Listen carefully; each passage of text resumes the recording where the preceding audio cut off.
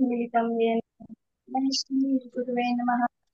श्रीचैतन्य स्थापितं येन भूतले स्वयं रूप कदा मह्यं ददाति स्वपदान्तिकम्। वन्देऽहं श्रीगुरो श्रीयुतपदकमलं श्रीगुरून् वैष्णवांश्च श्रीरूप साग्रजातं सहगना सान्वितं तं सजीवं साद्वैतं सावधूतं परिजनासहितं कृष्णचैतन्यदेवं श्रीराधा कृष्णपदां सहगना श्रीविशाखान्वितांश्च नमो विष्णुपादाय कृष्णप्रेष्ठाय भूतले श्रीमते भक्तिवेदान्त स्वामिनीति नामिने। नमस्ते सारस्वते देवे गौरवाणी प्रचारिणे निर्विशेष शून्यवादी पाश्चात्यदेशतारिणे। नमो महावदन्याय कृष्णप्रेमप्रदायते कृष्णाय कृष्णचैतन्य नामिने गौरविषे नमः। हे कृष्ण करुणा सिंधु दीनबंधु जगत्पते गोपेश गोपिकान्त राधाकान्त नमस्ते तप्तकाञ्चन गौरांगी श्रीराधे वृन्दावनेश्वरी वृषभानुसुते देवी प्रणमामि हरिप्रिये। वाञ्छाकल्पतरुभ्यश्च कृपा सिन्धुभ्येव च पतितानां पावनेभ्यो वैष्णवेभ्यो नमो नमः। जय श्री कृष्ण चैतन्य प्रभु नित्यानंद श्री अद्वैत गदाधर शिवासादि गौरवृंद। हरेर्नाम हरेर्नाम केवलम कलो नास्तेव तिरन्यथा। हरे कृष्णा कृष्णा कृष्णा हरे हरे हरे राम राम राम हरे हरे। हरे कृष्णा। आजच्या आपल्या रेग्युलर जपा टॉक मध्ये जे आपण हरिनामाची चर्चा करतो त्यामध्ये सर्व गर्ल्स आणि मातांचं खूप स्वागत आहे. ऍक्च्युली माझी पात्रता नाहीये, पण विलासिनी गोपी माताजी अंतरात्मा माताजी यांच्या आज्ञेचे पालन करण्यासाठी मी स्वतःची शुद्धी करण्यासाठी आणि तुमच्या सेवेमध्ये आणि भगवंताच्या प्रसन्नतेसाठी मी हरिनामवर काही चर्चा करण्याचा प्रयत्न करेन. सर्व तर, मी जे काही बोलणार आहे ते जर्नी सॉरी माताजी, तुमचा ना आवाज थोडासा अडकून अडकून येतोय. इंटरनेट इश्यू असेल का, तुम्ही बघताय एकदा? रेंज कमी जास्त होतीये माताजीकडे, थोडी रेंज प्रॉपर नाही ना, तर मी तर जे काही मी आज बोलेल ते मी परमपूज्य राघव स्वामी महाराज यांच्या जर्नी विदिन या बुक मधनं थोडस डिस्कशन करणार आहे. आणि एक शिल प्रभुपादांचं बुक आहे सर्वोत्तम योग, त्यामधनं थोडी चर्चा करूया आपण. तर श्रीमद भागवतम मध्ये एक श्लोक येतो दुसऱ्या स्कंदामध्ये पहिला अध्याय 11 नंबरचा श्लोक. एतद् निर्विद्यमानानां इच्छिता तो भयं योगिनां नृपनिर्गीतं हरेर्नाम कीर्तनम. तिथे असं सांगितलंय की एतद् निर्विद्यमानां म्हणजे काय, की जे कोणी ज्याला कुठलीही भौतिक इच्छा नाही किंवा इच्छिता म्हणजे त्याला सर्व काही भौतिक इच्छा आहेत, आणि योगिना म्हणजे ती व्यक्ती की जी दिव्य ज्ञानामुळे आत्मसंतुष्ट झालेली आहे, अशा सर्वांसाठी एक निश्चित निसंदेह आणि एक निर्भय असा यशाचा मार्ग आहे. आणि तो आहे हरेर नामानुकीर्तनम. इथे हरे कीर्तनम असं नाही म्हटलं फक्त, इथे एक स्पेशल शब्द आलाय अनुकीर्तनम. हरेर नामानुकीर्तनम, हरीचे जे नाम आहे त्याचं अनुकीर्तनम. तर अनु शब्दाचा काय अर्थ होतो, तर अनु म्हणजे फॉलो करणं, पदचिन्हांना, जे आचार्य आहेत त्यांच्या पदचिन्हांना फॉलो करणं. आपण अनुशब्द आणखी एका ठिकाणी पाहतो, कुणाला लक्षात येईल, जिथे आपल्याला रूप गोस्वामी बघा शुद्ध वृत्तीची डेफिनेशन सांगतात, तिथे कृष्णा अनुशीलन शब्द तिथे पण येतो. तर त्याचा अर्थ काय होतो की आपण पूर्ववर्ती आचार्यांच्या, महाजनांच्या, श्रेष्ठ अधिकारी पुरुषांच्या चरणांना फॉलो केलं पाहिजे, त्यांच्या इन्स्ट्रक्शनला फॉलो केलं पाहिजे. तर महान अधिकारी पुरुषांनी सांगून दिलेल्या वेनं जेव्हा आपण हरिकीर्तन करू त्यावेळेस तो यशाचा अगदी निसंदेह आणि निर्भय असा मार्ग आहे, असं त्या श्लोकमध्ये हरिनामला ग्लोरिफाय केलेलं. तर ऍक्च्युली महाराज सांगत होते तिथे जडणीविधीमध्ये की भगवत प्रेम जे प्रत्येकाच्या हृदयामध्ये आहे सुप्तावस्थेमध्ये आत्म्यामध्ये, तर ते जागृत करण्याची ही एक आदरणीय आणि सर्वमान्य प्रक्रिया आहे हरिनाम किंवा हरिकीर्तन. कारण चैतन्य चरितामृत मध्ये पण म्हटलेलं आहे की कली काले नाम रूपे कृष्ण अवतार, नाम हयते हय सर्व जगत निस्तार. निस्तार म्हणजे काय? उद्धार. तर या नामाद्वारे संपूर्ण जगाचा उद्धार होऊ शकतो, कारण कलिकालामध्ये कृष्ण नाम रूपामध्ये प्रकट होतात कलियुगातल्या बद्ध जीवांवर कृपा करण्यासाठी. तर आणि हे हरिनाम जे आहे ते कोणीही घेऊ शकतं, कितीही पापी व्यक्ती जरी असेल. आणि शास्त्रामध्ये याची आपल्याला खूप खूप प्रूफ भेटतात की किती सारे पापी व्यक्ती पाप कर्म केलेले व्यक्ती आहेत पण त्यांचा हरिनाम घेऊन उद्धार झाला. जसं आपण बघू शकतो सीसी मध्ये हरिदास ठाकूरांच्या प्रसंगामध्ये ज्यावेळेस एक वेश्या त्यांच्याकडे जाते त्यांना त्यांचं पतन करण्यासाठी, परंतु ती वेश्या हरिनामाचे हरिदास ठाकूर शुद्ध हरिनाम त्याने तिचा उद्धार झाला. त्यावेळी ती वेश्या हरिदास ठाकूरांना विचारते की मी एवढी पापी आहे, माझ्याकडनं एवढी पाप कर्म झाले, काय माझा पण उद्धार होऊ शकतो का? तर हरिदास ठाकूर काय म्हणतात, निरंतर कृष्ण नाम लय तर तुलसी पूजन अचिरत पावे तुम्ही कृष्ण चरण. की थोड्याच अवधीमध्ये तुम्हाला कृष्णांचे चरण प्राप्त होईल. काय करा? तुलसी सेवन करा आणि हरिनामाचा जप करा. निरंतर नामलय कर तुलसी पूजन अचिरत पावे तुम्ही कृष्ण चरण. आणि हे कोण बोलतंय? नामाचार्य. म्हणून त्याच्यावर आपला विश्वास असला पाहिजे. हे कोणी त्याला पुष्टी कोणी दिली? नामाचार्य हरिदास ठाकूर ते म्हणतात. तर हे हरिनाम जे आहे ते अखिल मानव समाजाला मिळालेलं एक वरदान आहे, कारण दुसरी कुठलीही प्रक्रिया इतकी पॉवरफुल नाहीये आपल्या मनाची शुद्धी करण्यासाठी, हृदयाचं शुद्धीकरण करण्यासाठी. हरिनाम इतकी पॉवरफुल दुसरी कुठलीही प्रक्रिया नाही. आत्म्याचं जे भगवत प्रेम आहे ते हे हरिनाम जागृत करू शकतात. आणि कोणीही लहान मोठा श्रीमंत गरीब लिटरेट अलिटरेट कोणी असो, श्रीमंत गरीब असं कुठलंही मटेरियल क्वालिफिकेशन यासाठी आवश्यक नाही, ते कोणीही करू शकतात. जर काही मटेरियल क्वालिफिकेशन ठेवले असते खूप सारे लोक यापासून वंचित झाले असते, आहे की नाही? कोणी असं असलं असतं श्रीमंत व्यक्ती करू शकतात, तर किती सारे लोक गरीब असतात ते नाही घेऊ शकले असते. कोणी शिक्षित आहे त्यांनीच घेतलं पाहिजे, तर अशिक्षित कितीतरी लोक आहेत त्यांनी ते घेऊ नसते शकले. पण हरिनामासाठी कुठलीही कंडिशन नाही, कुठलीही मटेरियल योग्यता नाही, कोणीही ते घेऊ शकतं. आणि विशेष असं आहे की या हरिनामामध्ये भगवंतांनी त्यांच्या संपूर्ण शक्ती टाकलेल्या. चैतन्य महाप्रभू म्हणतात, नाम नाम कारी बहुदा निज सर्व शक्ती. निज स्वतःची जी काही शक्ती आहे, जे काही सामर्थ्य आहे ते भगवंतांनी त्या नामामध्ये टाकलं, आणि म्हणून नाम खूप स्पेशल आहे. तर आपण आज थोडस आहे ना या नाम तत्वाबद्दल जाणून घेऊ की हे नाम तत्व नेमकं आहे काय. कारण बघा आपण म्हणतो की राधा तत्व असतं, गुरु तत्व असतं, विष्णू तत्व असतं, जीव तत्व असतं, तसं हे नाम तत्व आहे, नाम तत्व आहे. तर ह्या नाम तत्वाबद्दल आपण थोडी आज चर्चा करू. तर हे नाम तत्व असं म्हटलंय हे अप्राकृत आहे, मीन्स हे या भौतिक जगातील नाहीये. हा एक भौतिक ध्वनी नाहीये. जसं आपण इकडे भौतिक शब्दांचे उच्चार करतो तसा हा भौतिक ध्वनी नाहीये, हा एक दिव्य ध्वनी आहे. आणि हे जे जगत आहे हे जड वस्तूंनी बनलेलं आहे, तर नाम याच्या पलीकडचं आहे. जडाशी त्याचा कुठलाही संबंध नाहीये. किंवा हे एक भौतिक अक्षर नाहीये. जसं आपण एखादं नाव घेतो भौतिक, सपोज सरिता किंवा रेशमा असं आपण नाव बोलतो, त्यामध्ये अक्षर येतात ना अल्फाबेट्स. तसं हे फक्त ह्या अल्फाबेट्सनी बनलेलं नाहीये भौतिक अक्षरांनी, ते एक चेतन तत्व आहे. ते एक सच्चिदानंद आहे, पूर्ण आनंदाने पूर्ण आहे आणि ते शाश्वत आहे, चेतनेने युक्त आहे. आणि ती या भौतिक जगताची रचना नाहीये. जसं भौतिक नाम ही भौतिक जगातली रचना आहे, तसं हे हरिनाम जे आहे हे भौतिक जगातली रचना नाहीये, चैतन्य रसतत्व आहे ते.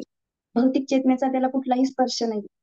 आणि म्हणून म्हटलंय की गोलोकेर प्रेमधन हरिनाम संकीर्तन हे गोलोकात आलेलं नाही, हे भौतिक जगाची उत्पत्ती नाहीये. हा ध्वनी जो आहे दिव्य ध्वनी हरिनामाचा, हे भौतिक जगाची उत्पत्ती नाहीये, हे गोलोकात आले. चैतन्य महाप्रभूंनी त्यांना इकडे प्रकट केले, गोलोकेर प्रेमधन हरिनाम संकीर्तन. हे डायरेक्टली गोलोकात नाही. तर शिल प्रभुपाद हे नाम कसं अप्राकृत आहे ना हे समजावून देण्यासाठी शिल प्रभुपाद खूप सुंदर उदाहरण देतात. पाणी पाणी शब्दाचं शिल प्रभुपाद म्हणतात की शिल प्रभुपाद यांनी पाणी शब्दाच्या उच्चारणाची आणि कृष्ण नामाच्या उच्चारणाची कंपॅरिझन केली. शिल प्रभुपाद काय म्हणतात की सपोज आपल्याला तहान लागली आहे आणि या सापेक्ष जगामध्ये या भौतिक जगामध्ये आपण पाणी पाणी पाणी पाणी म्हणत राहिलो तर आपली तहान नाही जाणार आहे. म्हणजे आपण पाणी नाही प्राप्त करू शकणार. कारण हा या सापेक्ष जगाचा आणि इथल्या सापेक्ष चेतनेचा हा प्रभाव आहे की इथे ती वस्तू आणि त्या वस्तूचं नाम हे भिन्न आहे. त्या वस्तूचं नाव घेऊन ती वस्तू आपण इकडे प्राप्त नाही करू शकत. कारण या भौतिक जगाचा या भौतिक चेतनेचा हा प्रभाव आहे. परंतु आध्यात्मिक जगात किंवा आध्यात्मिक चेतनेचा प्रभाव असा आहे की तिकडे व्यक्ती आणि व्यक्तीचं नाव कृष्ण आणि कृष्णांचं नाव यामध्ये अंतर नाहीये. अभिन्नत्वात नाम नामी नाम आणि ते नाम धारण करणारा नामी जो आहे ते अभिन्न आहेत. त्यांच्यामध्ये कुठलाही भेद नाही. हा भौतिक जगा हा आध्यात्मिक जगाचा आध्यात्मिक चेतनेचा इफेक्ट आहे किंवा त्याचा प्रभाव आहे. आणि प्रभुपाद असंही पुढे समजवतात की जर कृष्णांचं नाव आणि कृष्ण यामध्ये जर भेद असला असता तर आपण इकडे बघतो की भक्त जे आहेत किती घंटोन कीर्तन करतात आणि त्यामध्ये दिव्य आनंदाचा अनुभव करतात. आपण बघतो परमपूज्य लोकनाथ स्वामी महाराज वगैरे 8-8 घंट्यापेक्षा पण जास्त कीर्तन करतात. एवढं सुंदर मेलोडियस एकदम. तर जर कृष्ण आणि कृष्णांचं नाम हे भिन्न असलं असतं तर एवढं त्यांना दिव्य आनंद कसा मिळाला असता. बघा एखादं भौतिक नाम घ्या.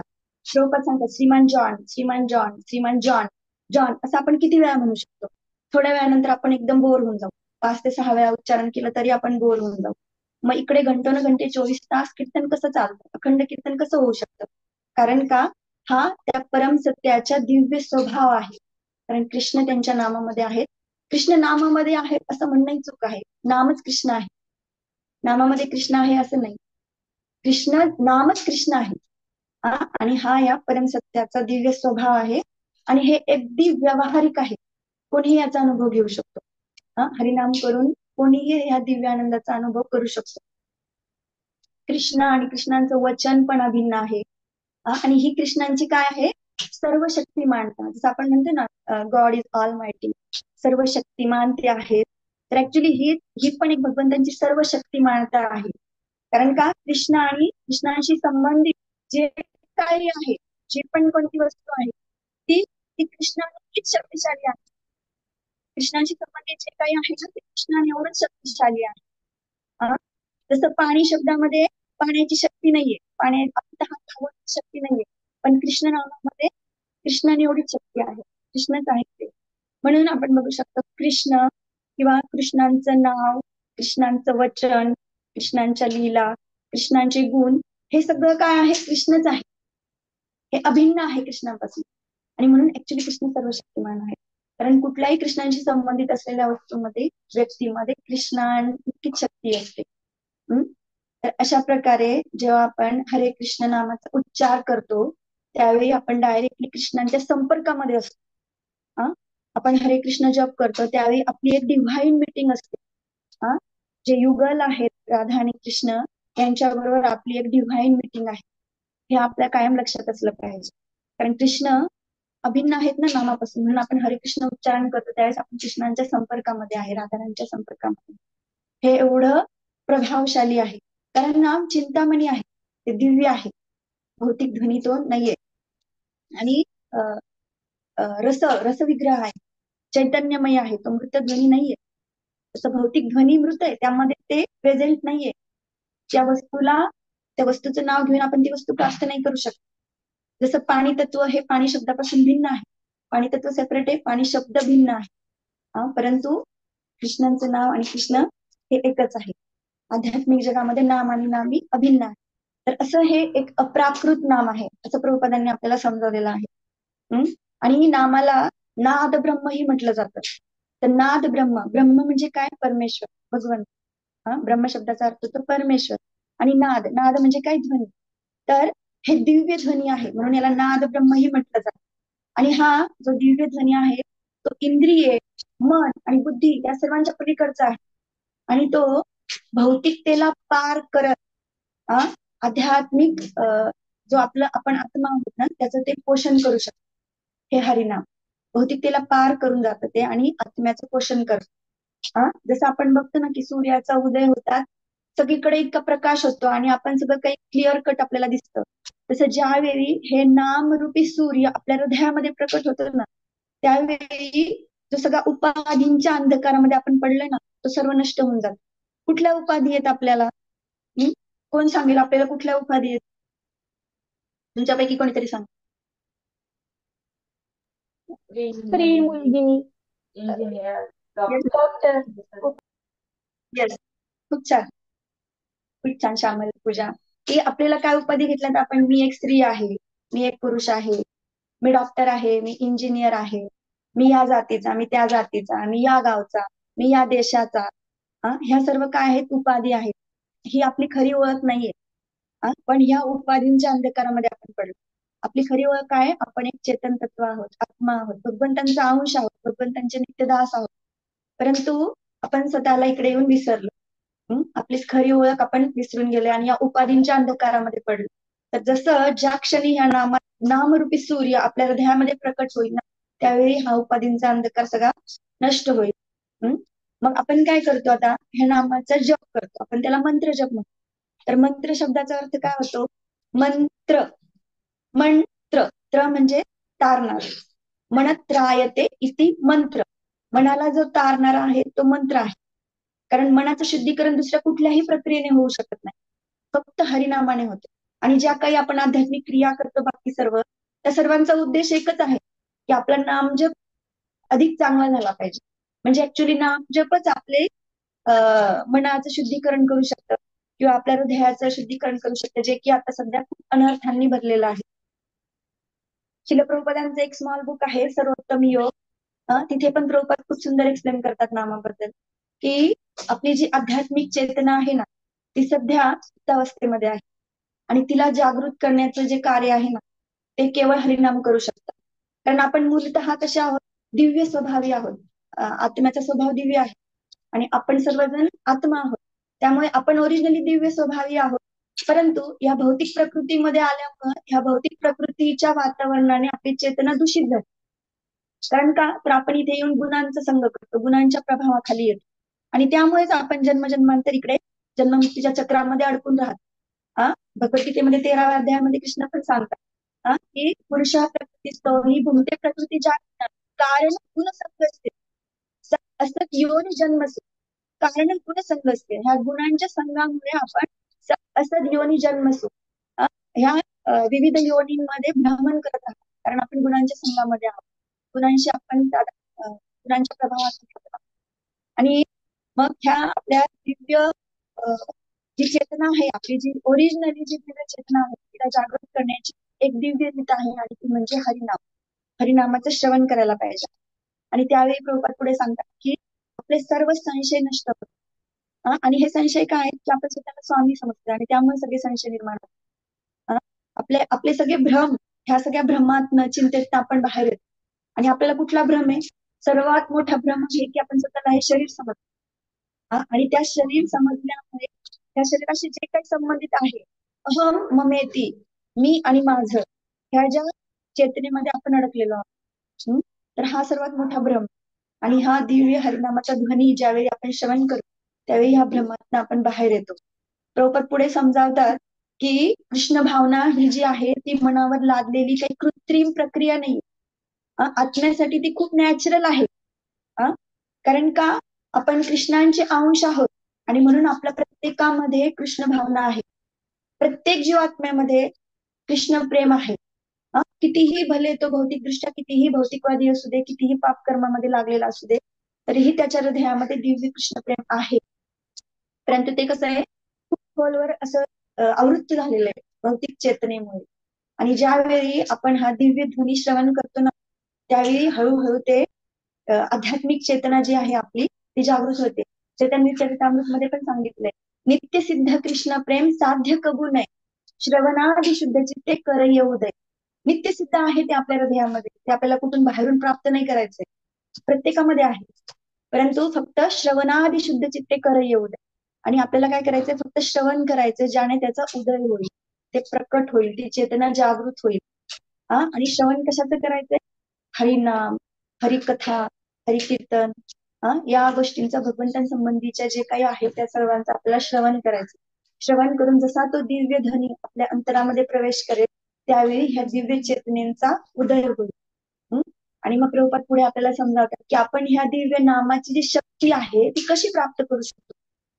तर प्रभुपाद सांगतात ह्या जे नाम आहे, हरे कृष्ण महामंत्र आहे, त्यामध्ये दिव्य 3 बीज आहेत, हरा, राम आणि कृष्ण. तर ज्यावेळी आपण हरे कृष्ण महामंत्र करतो, जप करतो, त्यावेळी प्रभुपाद म्हणतात की आपण एका उपाधिग्रस्त जीवात्म्याने स्वसंरक्षणासाठी भगवंतांकडे केलेली ही आध्यात्मिक हाक आहे, एक पुकार आहे त्याची. स्वतःच्या संरक्षणासाठी ह्या भौतिक चेतनेमध्ये येऊन जो तो पडलाय भौतिक प्रकृतीमध्ये, तिथून स्वसंरक्षण करण्यासाठी ती एक आध्यात्मिक पुकार आहे. जसं की एखादं लहान बाळ आईसाठी रडतं, आईला जवळ बोलवण्यासाठी ते रडण्याच्या माध्यमातून आईला हाक मारत असत. तसंच त्याच पद्धतीने आपण सुद्धा हा जप करतो त्यावेळी आपण एक आध्यात्मिक हाक मारतोय भगवंत. हरा, हरा म्हणजे कोण आहे? आपली परम माता आहे. आपण हरे म्हणतो त्यावेळेस आपण तिला पुकारतोय. आणि राधाराणी ही आपली परम माता आहे आणि ती परमपित्याची कृपा प्राप्त करण्यासाठी सदैव रेडी आहे आपल्याला सहाय्य करण्यासाठी. आणि म्हणून ह्या हरे कृष्ण महामंत्रामध्ये आपण ती पुकार लावतो. आणि असं म्हटलंय की कुठलाही प्रामाणिक साधक राधाराणीच्या कृपेपासून वंचित राहू शकत नाही जर त्याने प्रामाणिकपणे ती पुकार लावली. या संदर्भात महाराजांनी जर्नी विधीमध्ये एक सुंदर कथा सांगितली आहे. कोल्हीन, जे काही लोमडी म्हणतो आपण ना, कोल्हीन सी जॅकल, तिची कथा येते. तर आपला वेळ होत आला, मी एकदम शॉर्ट मध्ये ती कथा सांगते. तर वृंदावनमध्ये 5,000 वर्षापूर्वी एक कोल्हीन असते लोमडी, ती पाणी पिण्यासाठी एका तलावावर येते. तिकडे तिला मुले काठीने मारायला लागते, तर ती खूप घाबरते.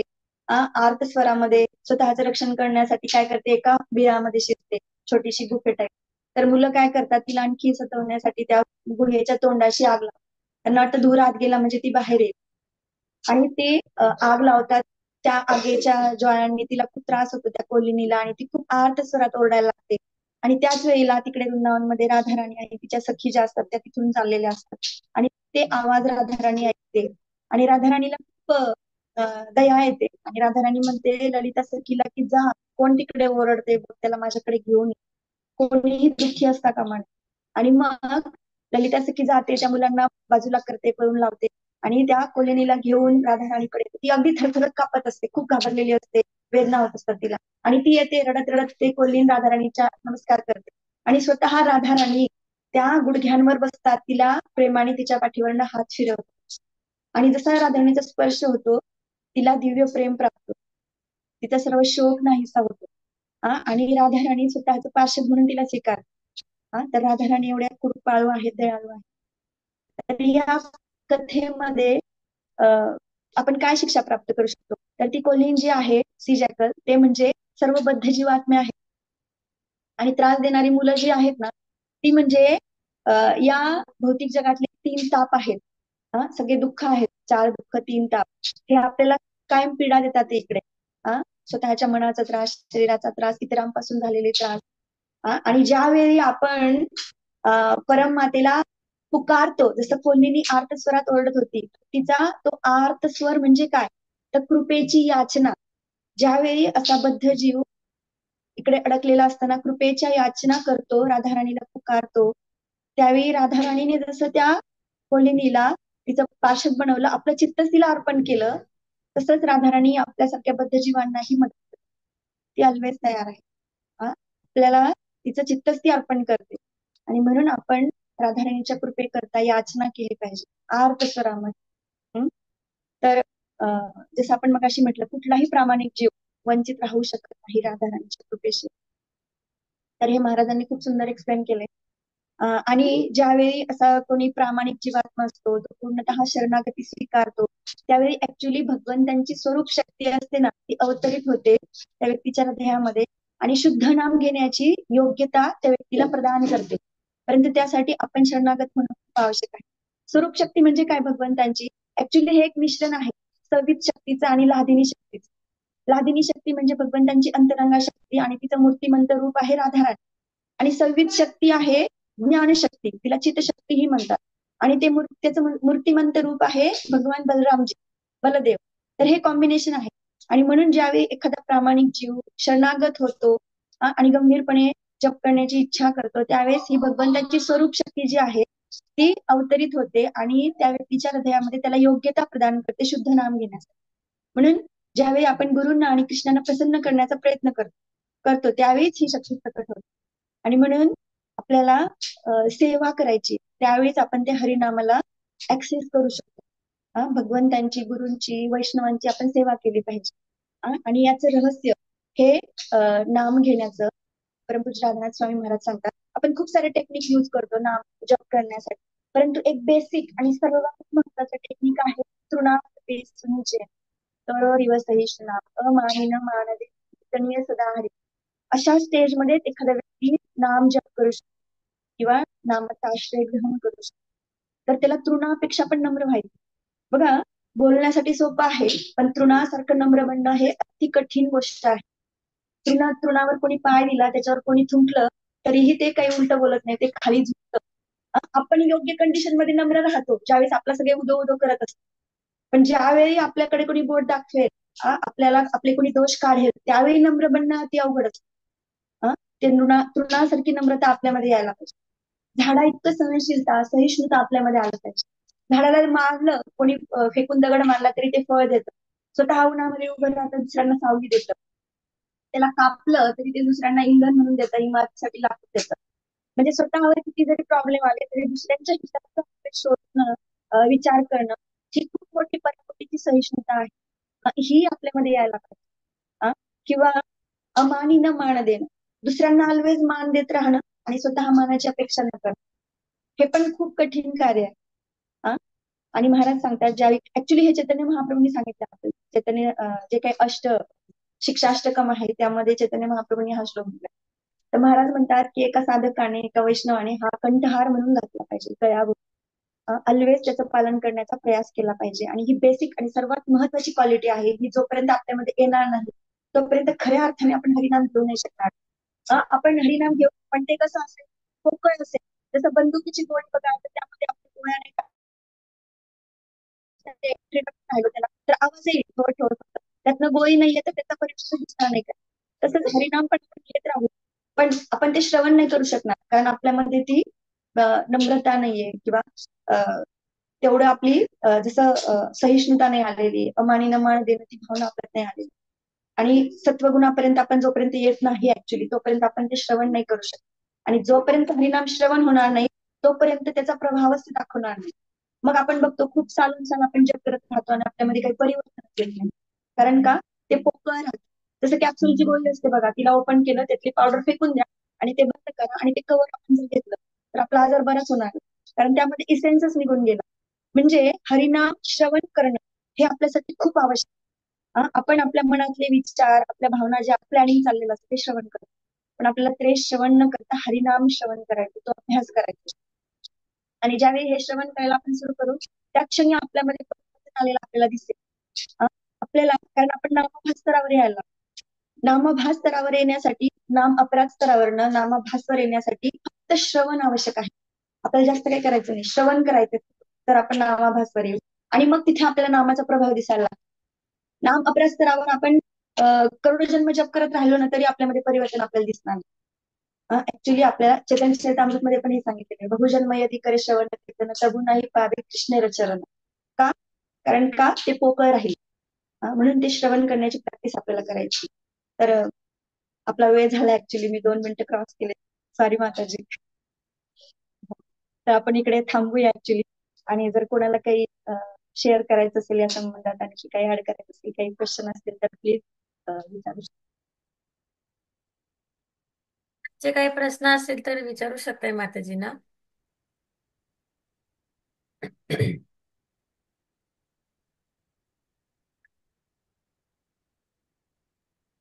तुम्ही छान समजवलंय माताजी, कुणाला काही प्रश्न नाहीये. तर खूप खूप धन्यवाद माताजी, तुम्ही खूप छान शेअर केलं जर्नी विदिन मधून आणि प्रभुपादची जी पुस्तक आहे त्यामधून ज्या त्यांची इन्स्ट्रक्शन्स आहेत किंवा त्यांनी जे काही छान गोष्टी शेअर केले ते तुम्ही आम्हाला परत शेअर केले, जेणेकरून आम्ही अप्लाय करू शकतो. आणि नाम महिमा इतकी सुंदर तुम्ही समजवली. आणि नंतर जेव्हा आपण श्रवण करतो या गोष्टींचं, तर कुठं ना कुठं आपण ते मनात ते जे बीज आहे ते उत्पन्न होतो, झाड येतो त्याचं, आणि मग भक्तीचं छान सुरुवात होते, फ्लरिश होतं. तर खूप खूप धन्यवाद मातेजी. तुम्ही आला आम्हाला, तुम्ही खूप छान गायडन्स केलं, तुम्ही खूप छान शेअर केलं. असंच तुम्ही येत जावा, आणि आम्ही प्रार्थना करू लवकरच तुम्ही नगरमध्ये परत शिफ्ट व्हा आमच्याकडे. तर आपण माताजींचं थँक्यू सो मच. धन्यवाद करू. एकदा हरे कृष्ण महामंत्र म्हणून. हरे कृष्णा कृष्ण कृष्ण हरे हरे, हरे राम राम राम हरे हरे. वाञ्छाकल्पतरुभ्यश्च कृपा सिन्धुभ्येव च पतितानां पावनेभ्यो वैष्णवेभ्यो नमो नमः. अनंत कोटि वैष्णव वृंद की जय. नामाचार्य हरिदास ठाकुर की जय. हरे कृष्णा. धन्यवाद माताजी. आपण मीटिंग एंड करू. कोणाला काय प्रश्न असतील तर एकदा परत विचारतो. असतील तर विचारू शकताय.